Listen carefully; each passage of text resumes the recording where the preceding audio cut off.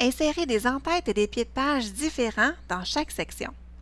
Dans certains documents, comme une lettre de plus qu'une page ou un rapport, ça va être nécessaire d'insérer un en-tête différent dans chaque section.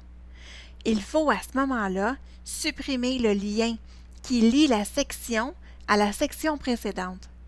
Cette opération-là doit être faite pour l'en-tête et aussi pour le pied de page si c'est nécessaire, car ils ont des liens différents. C'est en désactivant le bouton « Lié au précédent » qui est dans le groupe Navigation de l'onglet contextuel En-tête et pied de page que vous allez pouvoir supprimer le lien qui unit les sections entre elles.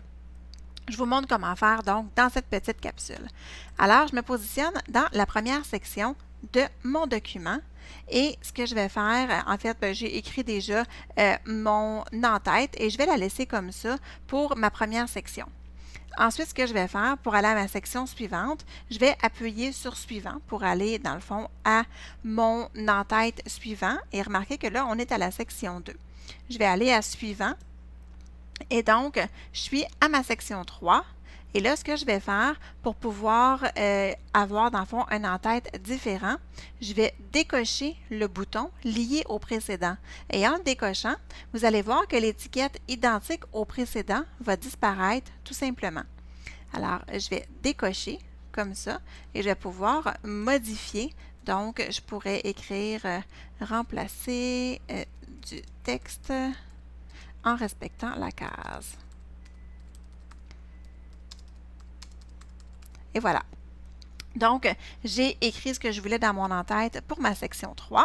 Et maintenant, je vais changer de section. Je vais aller à ma section 4.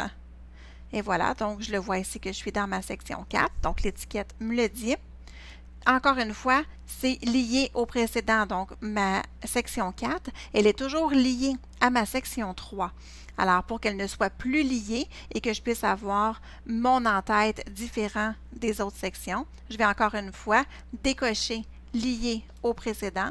Et là, je vais pouvoir tout simplement écrire donc ma nouvelle en-tête, mon nouvel en-tête comme ça. Donc, rechercher une mise en forme. Et une fois que j'ai terminé, je peux simplement fermer l'en-tête et le pied de page et vous allez voir que dans ma section ici, ma section 2, j'ai mon en-tête recherché et remplacé. Si je défile le texte dans ma section numéro 3, j'ai un en-tête différent, rechercher du texte en respectant la case. Et si je vais encore faire défiler et que je vais dans ma section numéro 4, j'ai encore un en-tête différent.